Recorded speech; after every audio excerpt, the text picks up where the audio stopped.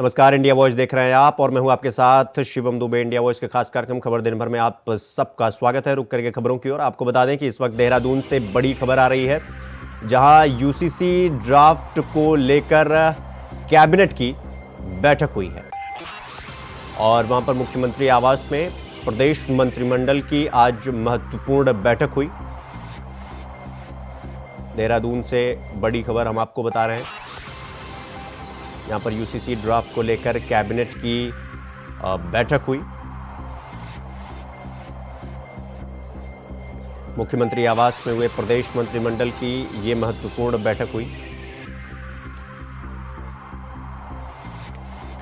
इस खबर पर ज्यादा जानकारी के साथ हमारे संवाददाता अभय कैंतुरा उत्तराखंड से जुड़े हुए हैं।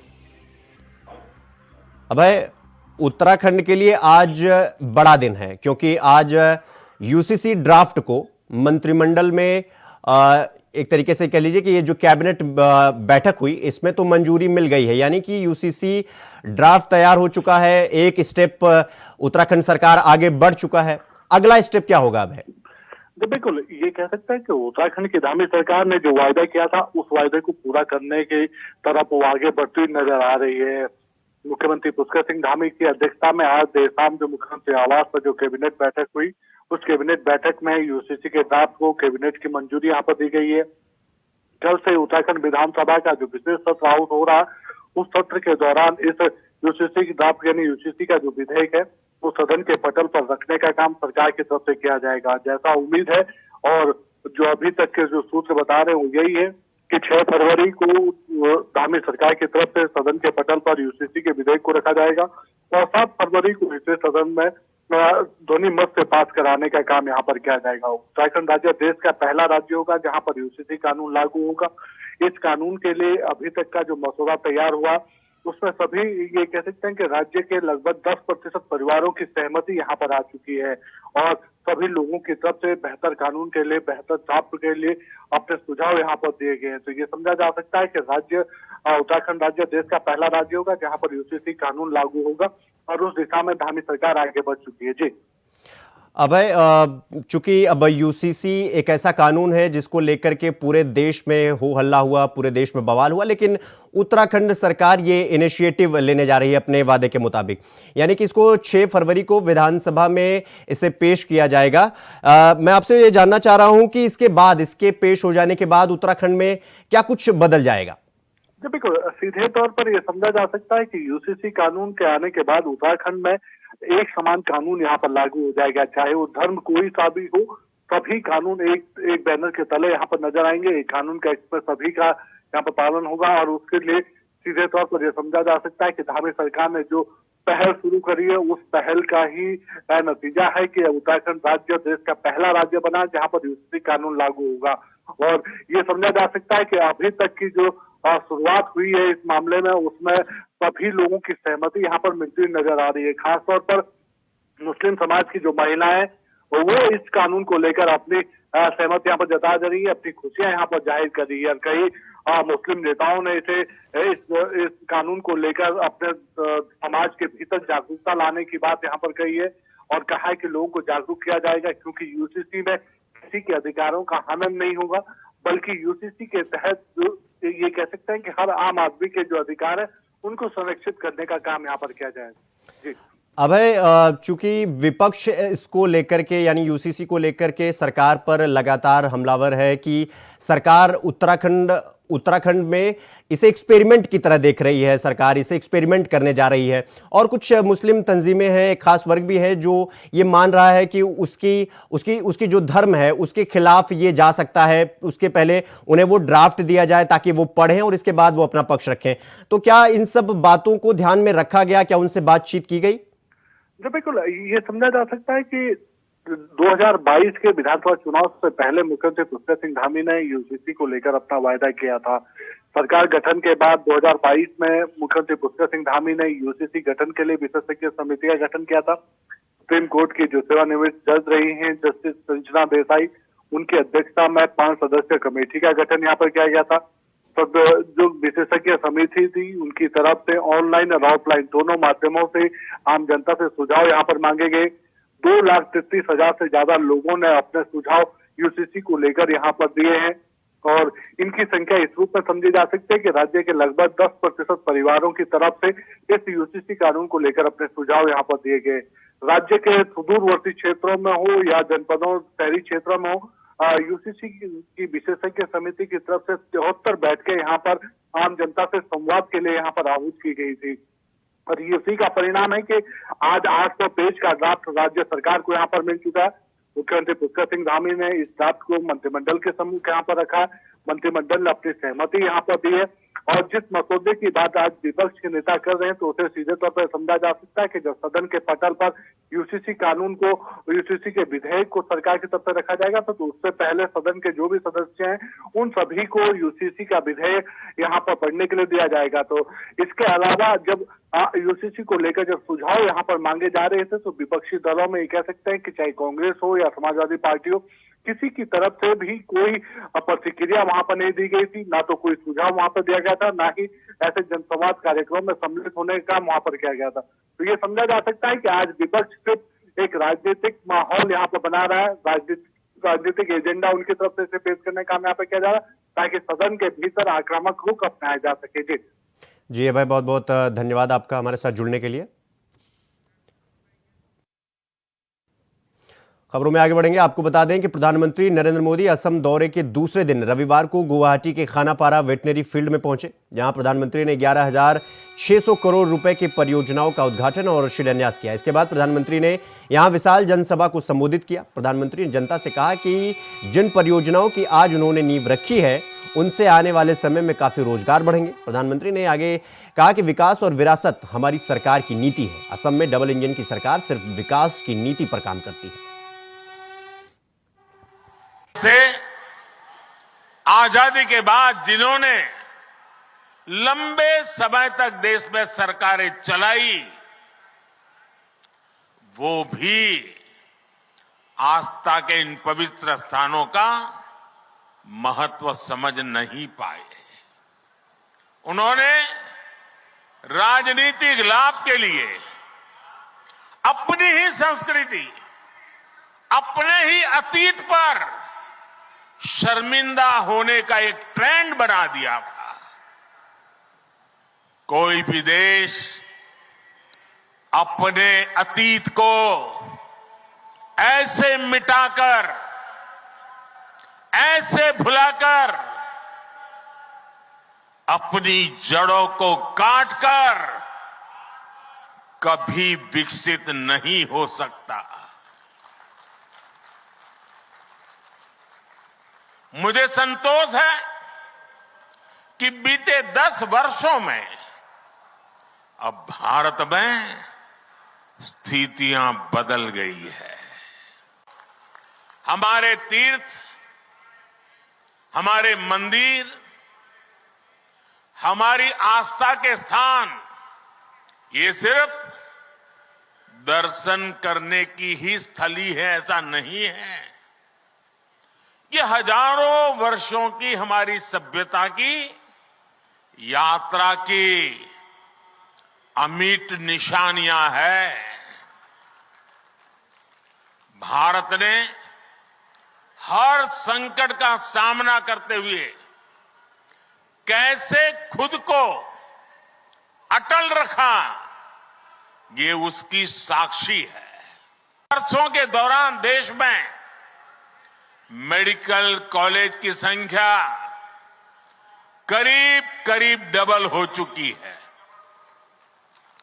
असम में भी भाजपा सरकार से पहले 6 मेडिकल कॉलेज थे, आज 12 मेडिकल कॉलेज है। असम आज नॉर्थ ईस्ट में कैंसर के इलाज का एक बहुत बड़ा केंद्र बन रहा है।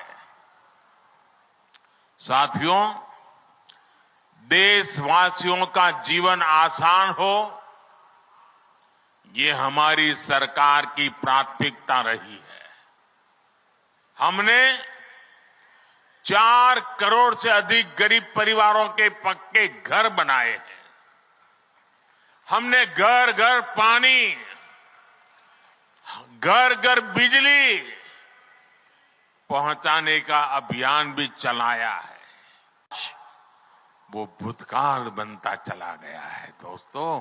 लोग शांति से जी रहे हैं। असम के 7,000 से ज्यादा नौजवानों ने भी हथियार छोड़े हैं। देश के विकास में कंधे से कंधा मिलाकर चलने का संकल्प लिया है। कई जिलों में आस्था हटाया गया है। जो क्षेत्र हिंसा प्रभावित रहे हैं, आज वो अपनी आकांक्षाओं के अनुसार अपना विकास कर रहे हैं और सरकार उनकी पूरी मदद कर रही है। साथियों, छोटे लक्ष्य रखकर कोई भी देश, कोई राज्य तेज विकास नहीं कर सकता। पहले की सरकारें ना बड़े लक्ष्य तय करती थी और ना ही अपने लक्ष्यों को प्राप्त करने के लिए उतनी मेहनत करती थी। हमने पहले की सरकारों की सोच को भी बदल दिया है। गोरखपुर में वृहद रोजगार मेला के उद्घाटन हुआ, जिसमें नव चयनित अभ्यर्थियों को नियुक्ति पत्र वितरण किया गया। कार्यक्रम में सीएम योगी आदित्यनाथ शामिल हुए, जहां सीएम योगी ने कहा कि उत्तर प्रदेश आज देश में नंबर 2 की अर्थव्यवस्था बन चुका है और अगले 5 वर्षों में और आगे बढ़ेगा। जिसके साथ ही कहा कि हम लोग बहुत जल्दी अपने युवा उद्यमियों के लिए इंटरेस्ट फ्री लोन भी देने जा रहे हैं। परंपरागत जो हमारे कारीगर हैं, हस्तशिल्पी हैं, पैसे पीढ़ी दर पीढ़ी उस काम को करते आ रहे हैं। आज हम लोग उनकी प्रशिक्षण की भी व्यवस्था हमने की है। भारत सरकार पीएम विश्वकर्मा के रूप में और उत्तर प्रदेश सरकार विश्वकर्मा श्रम सम्मान के रूप में इस योजना को चलाती है। हम प्रशिक्षण भी देते हैं, टूल किट भी उपलब्ध कराते हैं और एक इंसेंटिव भी देते हैं। अपने युवा उद्यमियों के लिए जिन्होंने प्रशिक्षण लिया है, उनके लिए इंटरेस्ट फ्री लोन भी देने जा रहे हैं 5 लाख रुपए तक की पहले चरण में, फिर उसको 7.5 लाख करेंगे, फिर उसको आगे बढ़ाएंगे। अगर एक नौजवान जो अभी अकेले सैलून का काम करता है, कहीं दाढ़ी मूंछ बनाने का काम करता है, अगर उसको हम कोई सैलून बना करके दे दें तो स्वयं तो काम करेगा ही, साथ साथ और भी लोगों को काम दे सकता है, कई लोगों को काम दे सकता है, पैसा भी अच्छा मिलेगा और वह दूसरे लोगों को लिए भी आत्मस्वावलंबन का आधार बन सकता है। सरकार उसको पैसा देगी, सपोर्ट करेगी। कोई कारपेंटर है, अच्छी टेक्नोलॉजी के साथ उसने जुड़ा है, अच्छा काम सीख लिया है, तो जगह जगह चौराहे पर बेचने की बजाय अगर उसने अपने शोरूम बना करके, एक शोरूम के बनाने में उसको जो भी खर्चा आता है वो बैंक से लोन ले, लोन की किस्त आसानी से चुका सके, इसके लिए सरकार उसको जितना भी उसमें इंटरेस्ट आता है उस इंटरेस्ट की भरपाई अगर सरकार कर रही है और व्यक्ति उसका निर्माण करके उस शोरूम के माध्यम से उसको बेच रहा है, तो सुरक्षा भी रहेगी और साथ साथ अच्छा माल भी मिलेगा, तो लोग खरीदेंगे भी। 5-7 वर्षों के अंदर जो प्रयास प्रारंभ हुआ उसका परिणाम क्या था? आज प्रधानमंत्री मोदी जी के विजन के अनुरूप जो कार्यक्रम प्रारंभ किए गए, उसका परिणाम क्या था? पहले यूपी में लोग पैसा तो जमा करते थे बैंक में, लेकिन वो पैसा यूपी में खर्च नहीं हो पाता था। हमारा जो सीडी रेशो था वो मात्र 42% था, आज यह बढ़कर के 56% हो गया है। यानी पहले 1 रुपया जमा होता था तो मात्र 42 पैसा यहां खर्च होता था। आज अगर 1 रुपया जमा हो रहा है तो उसमें से 56 पैसा यहां यूपी में ही खर्च होता है और यूपी का नौजवान, यूपी का व्यवसायी उस पैसे को यूपी में खर्च करता है तो यूपी के ही विकास में योगदान देता है। और इसी सब प्रयास का परिणाम है कि यूपी आज 6ठी अर्थव्यवस्था से उभर करके, बीमारू राज्य की श्रेणी से उभर करके आज देश की नंबर 2 की अर्थव्यवस्था बन चुका है और अगले 5 साल का लक्ष्य है कि यूपी को देश की अग्रणी अर्थव्यवस्था के रूप में स्थापित करना है। खबरों में आगे बढ़ेंगे। आपको बता दें कि दिल्ली शराब घोटाला मामले में ईडी की तरफ से सम्मन जारी करने को लेकर सीएम अरविंद केजरीवाल ने बीजेपी पर फिर निशाना साधा है। उन्होंने कहा कि उन पर बीजेपी की तरफ से पार्टी में शामिल होने का दबाव बनाया जा रहा है। दिल्ली के नए स्कूल भवनों की आधारशिला रखने पर सीएम अरविंद केजरीवाल ने कहा कि वे हमें कहते हैं कि भाजपा में शामिल हो जाओ, आपको छोड़ देंगे। मैंने कहा कि मैं भाजपा में शामिल नहीं होऊंगा। सरकारी स्कूलों में पढ़ाई के नाम पे बिल्कुल जीरो था। आज 4 सरकारी स्कूलों के उद्घाटन के ऊपर 4 सरकारी स्कूलों के उद्घाटन के उपलक्ष्य में इतनी भारी भीड़ जमा हुई है, इसका मतलब लोगों के अंदर उम्मीद जागी है कि अब हमारे बच्चों को अच्छी शिक्षा मिले। यह मेरे लिए सबसे सुकून की बात है। जो उम्मीद एक गरीब आदमी खो चुका था, रिक्शे वाला, मजदूर, किसान, दिहाड़ी वाला, प्लम्बर, इलेक्ट्रिशियन, एक गरीब आदमी जो उम्मीद खो चुका था कि मेरे बच्चों को अच्छी शिक्षा मिल सकती है, एक गरीब आदमी ये उम्मीद खो चुका था कि मेरे बच्चे भी बड़े होकर डॉक्टर, इंजीनियर बन सकते हैं, वो उम्मीद गरीबों के अंदर दोबारा जागी है कि मेरे बच्चों को भी अच्छा भविष्य मिल सकता है। आज ये लोग हमारे इतना पीछे पड़े हुए हैं, आप लोग रोज अखबारों में पढ़ते होंगे। मनीष सिसोदिया को उन्होंने जेल में डाल दिया, बचाओ, कह रहे हैं उसने भ्रष्टाचार करा है। सवेरे 6 बजे उठ के वो स्कूलों के चक्कर काटना चालू करता था। सवेरे 6 बजे उठ के वो 10 या 15 स्कूलों में मुआयना करने जाता था, बच्चों को ठीक शिक्षा मिल रही है कि नहीं मिल रही। कौन भ्रष्टाचारी स्कूलों के अंदर चक्कर लगाता है, बताओ? भ्रष्टाचार करने वाला तो रात को दारू पीता है, लड़कीबाजी करता है, गलत काम करता है सारे। कौन भ्रष्टाचारी सवेरे 6 बजे उठ के स्कूलों के चक्कर लगाएगा? आज ये सारे हमारे पीछे पड़े हैं। सारी एजेंसी छोड़ दी, केजरीवाल के पीछे, संजय सिंह के पीछे, मनीष सिसोदिया के पीछे, सतिंदर जैन। उनका क्या कसूर है? मनीष सिसोदिया का कसूर है कि वो अच्छे स्कूल बना रहा था। सतिंदर जैन का कसूर है कि वो अच्छे अस्पताल और मोहल्ला क्लिनिक बना रहा था। आज अगर मनीष सिसोदिया स्कूलों पे काम नहीं कर रहा होता, ये उसको गिरफ्तार ना करते। आज अगर सतिंदर जैन ने मोहल्ला क्लिनिक और दवाइयों का इंतजाम नहीं किया होता, वो उसको गिरफ्तार नहीं करते। ये जो मर्जी षड्यंत्र कर ले हमारे खिलाफ, कुछ नहीं होने वाला। और मैं भी डटा हुआ हूं इनके खिलाफ, मैं भी नहीं झुकने वाला। ये कहते हैं बीजेपी में आ जाओ, हम छोड़ देंगे। मैंने कहा बिल्कुल नहीं आऊंगा बीजेपी में, कतई नहीं आऊंगा बीजेपी में। क्यों आ जाए बीजेपी में? नहीं आते बीजेपी में। बीजेपी में चले जाओ तो सारे खून माफ, सब। हमने कौन सा गलत काम किया? स्कूल ही तो बनवा रहे हैं, अस्पताल ही तो बनवा रहे हैं, सड़कें ही तो बनवा रहे हैं, पानी का इंतजाम कर रहे हैं, सीवर ही तो ठीक करा रहे हैं। कौन सा गलत काम किया? तो वहीं हरियाणा के सीएम मनोहर लाल ने पंचकुला में आयोजित एक कार्यक्रम में जनसमूह को संबोधित किया, जहां सीएम मनोहर लाल ने कहा कि आज पूरे देश में राममय वातावरण है। राष्ट्रपिता महात्मा गांधी के राम राज्य की परिकल्पना का अर्थ उस आदर्श राज से है जहां गरीब की सेवा, सभी को बराबर सम्मान और लोकतांत्रिक तरीके से सबको आगे बढ़ने के अवसर मिले।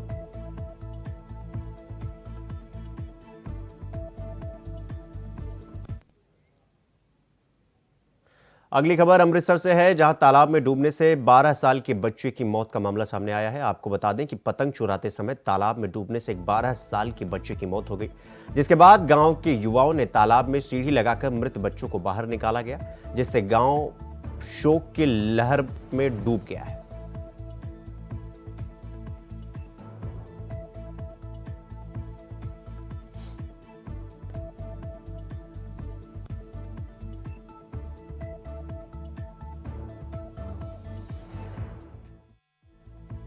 ਜੀ ਇੱਥੋਂ ਤੱਕ ਇਹ ਸੋਚਿਆ ਨਹੀਂ ਜੋ ਕੁਝ ਹੋ ਗਿਆ ਜੀ।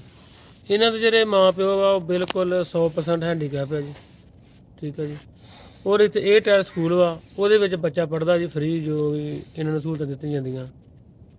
ਕੱਲ 6:30 ਵਜੇ ਤੋਂ ਬਾਅਦ ਨਹੀਂ ਲੱਭਾ ਜੀ ਕੋਈ। ਗੁਜਰਾਂ ਦਾ ਡੇਰਾ, ਕੋਈ ਜਿੰਨੇ ਸ਼ੁੱਕਰਵਾਰ ਵਾ, ਸਾਰਾ ਪਰਿਵਾਰ ਹੀ, ਸਾਰੇ ਪਿੰਡਾਂ ਦੇ ਲਾਗੇ ਛਾਗੇ, ਸਰਪੰਚ ਸਾਡੇ ਸੁਖਜਿੰਦਰ ਮੈਡਮ ਜੀ ਸਾਰੇ ਨਾਲ ਗਏ ਜੀ। ਤੇ ਸਵੇਰੇ ਫਿਰ ਭੈਣ ਜੀ ਨੇ ਵੇਖਿਆ ਸਾਡੇ ਮੁਹੱਲਿਓਂ, ਤੇ ਇਹਨਾਂ ਦਾ ਬੈਗ ਜਿਹੜਾ ਨਾਲ ਹੀ, ਤੇ ਬੈਗ ਦੇ ਨਾਲ ਫਿਰ ਬਾਹਰ ਕੱਢਿਆ ਜੀ, ਪੌੜੀ ਲਾ ਕੇ। 30-32 ਫੁੱਟ ਤੋਂ ਮਤਲਬ ਦੱਸਣ ਦੇ ਵਿੱਚ ਡੂੰਘਾ ਸੀ ਇਹ ਜੀ। ਅਸੀਂ ਡੇਰੇ ਤੇ ਰਹਿੰਦੇ ਆ, ਤੇ ਪਿੰਡੋਂ ਰਾਤ ਇਹ ਬੱਚਾ ਸਾਡਾ ਜਿਹੜਾ ਹੈਗਾ ਸੀ, ਕੀ ਨਾਮ ਉਹਦਾ? ਦਿਲਜਾਨ। ਇਹ ਕਿਤੇ ਖੇਡਦਾ ਪਤੰਗ ਦੇ ਮਗਰ ਛੱਪੜਾ ਲੱਗਿਆ ਵਾ, ਤੇ ਉੱਥੇ ਪਤਾ ਨਹੀਂ ਲੱਗਾ, ਹਨੇਰਾ ਹੋ ਗਿਆ, ਤੇ ਮੁੜ ਕੇ ਸਾਰਾ ਪਿੰਡ ਜੋ ਬੰਦੇ ਜੋ ਨਿਆਣੇ ਸਾਰੇ ਲੱਭਦੇ ਲੁਭਦੇ ਰਹੇ ਆਸ-ਪਾਸ ਖੇਤਾਂ 'ਚ ਡਰੇਨ ਵੱਲ ਲਾਗਲੇ ਪਿੰਡਾਂ 'ਚ ਅਨਾਉਂਸਮੈਂਟ ਕਰਾਈ ਗਈ ਆ। ਕੋਈ ਪਤਾ ਨਾ ਲੱਗਾ ਹੈਗਾ ਤੇ ਆਰੰਭ ਕੇ 10-12 ਵਜੇ ਤੱਕ ਅਸੀਂ ਜਾ ਕੇ ਰਿਪੋਰਟ ਦਿੱਤੀ ਇੱਥੇ ਚੌਂਕੀ 'ਚ। ਹਾਂਜੀ। ਤੇ ਉਹਨਾਂ ਰਿਪੋਰਟ ਲਿਖ ਲਈ ਆ ਤੇ ਦਿਨੇ ਸਵੇਰੇ ਵੇਖਿਆ ਤੇ ਛੱਪੜ 'ਚ ਇਹਦਾ ਬੈਗ ਧਰਨ ਡਿਆ ਸੀ। ਹਨੇਰਾ ਹੋਣ ਦੇ ਕਾਰਨ ਤੇ ਫਿਰ ਸਵੇਰੇ ਦੇਖਿਆ ਤੇ ਛੱਪੜ 'ਚ ਸਾਨੂੰ ਇਹਨਾਂ ਦੀ ਲਾਸ਼। ਹਾਂਜੀ, ਮੇਰੇ ਪਿੰਡ ਵਿੱਚ ਅੱਜ ਨਾ 11-12 ਸਾਲ ਦਾ ਬੱਚਾ ਸੀ ਜੋ ਰਾਤ ਦਾ ਪਤੰਗ ਫੜਦਾ ਉਹ ਛੱਪੜ 'ਚ ਚਲੇ ਗਿਆ। ਬਹੁਤ ਜ਼ਿਆਦਾ ਮੰਦਭਾਗੀ ਘਟਨਾ ਹੈ ਜਿਹੜੀ, ਤੇ ਕੁਛ ਕਹਿ ਨਹੀਂ ਸਕਦੀ ਵੀ ਜਿੰਨਾ ਸਾਨੂੰ ਇਹ ਸਦਮਾ ਇਸ ਮੌਤ ਨੇ ਬਚਾਇਆ ਵਾ, ਕਿਉਂਕਿ ਸਾਰੀ ਰਾਤ ਬੈਠੇ ਅਸੀਂ ਲੱਭਦੇ ਰਹੇ ਹਾਂ ਪਰ ਨਹੀਂ ਲੱਭਿਆ। ਸਵੇਰੇ 8-8:15 ਵਜੇ ਬੱਚਾ ਦੀ ਡੈਡ ਬੋਡੀ ਅਸੀਂ ਲੈ ਲਈ ਆ। ਤੇ ਮੈਂ ਇਹ ਤੇ ਸਰਕਾਰਾਂ ਨੂੰ ਕਹੂੰਗੀ ਕਿ ਜੇ ਕਿਤੇ ਸਾਡੇ ਪਿੰਡਾਂ ਨੂੰ ਛੱਪੜ ਸਾਫ਼ ਕਰਨ ਦੀਆਂ ਗ੍ਰਾਂਟਾਂ मिलियां ਹੁੰਦੀਆਂ। अगली खबर गोंडा से है, जहां गोंडा जिले के एक दिवसीय दौरे पर पहुंचे राज्यसभा सांसद और पूर्व UP deputy CM Dinesh Sharma का भारतीय जनता पार्टी के कार्यकर्ताओं ने जोरदार तरीके से स्वागत किया। तो वहीं राज्यसभा सांसद डॉक्टर दिनेश शर्मा ने गोंडा भाजपा कार्यालय पर आगामी लोकसभा चुनाव को लेकर के भारतीय जनता पार्टी कार्यकर्ताओं के साथ बैठक कर रणनीति बनाई और केंद्र सरकार द्वारा पेश किए गए अंतरिम बजट के बारे में जानकारी देते हुए जन तक पहुंचाने का आह्वान किया। आदरणीय राहुल जी को आपने टीका लगा के देखा, हालांकि कोट नहीं पहने थे, जो जनेऊ बाहर दिखता, आज उनका जनेऊ नहीं दिख रहा था। हो सकता है जनेऊ रखना भूल गए हो। आज उनसे प्रश्न पूछेगा, वो टीका तो लगाए थे, वो पटका तो पहने थे, उनका जनेऊ कहीं किसी ने निकाल लिया है।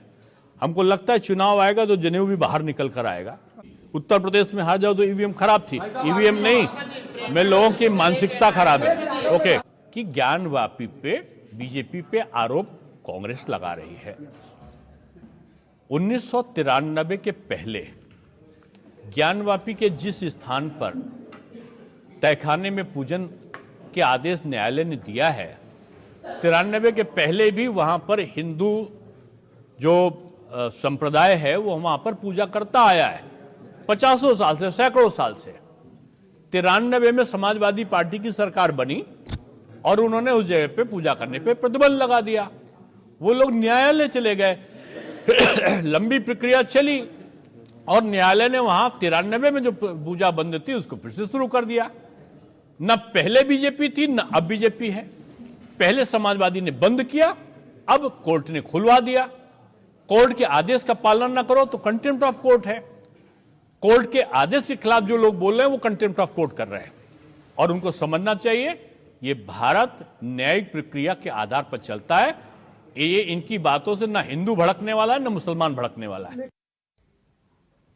केंद्रीय वित्त मंत्री निर्मला सीतारमण द्वारा पेश बजट 2024 की जहां सत्ता पक्ष तारीफ कर रहा है तो विपक्ष खुलकर आलोचना भी कर रहा है। इस बीच गाजियाबाद के सांसद और केंद्रीय सड़क परिवहन, राजमार्ग और नागर विमानन राज्य मंत्री जनरल डॉक्टर वीके सिंह ने निर्मला सीतारमण द्वारा प्रस्तुत बजट की जमकर सराहना की। साथ ही उन्होंने कहा कि यह विकसित भारत का सशक्त बजट है। केंद्रीय मंत्री ने कहा कि यह बजट भारत की आशाओं, आकांक्षाओं और उम्मीदों को पूर्ण कर आधुनिक और आत्मनिर्भर भारत की कड़ी को मजबूत करता है। 40,000 वंदे भारत की जो बोगी हैं उस टाइप की बोगियां सामान्य बोगियों को कन्वर्ट किया जाएगा और ये सामान्य ट्रेनों में लगाई जाएंगी ताकि मध्यम वर्ग को यात्रा करने के अंदर आसानी हो।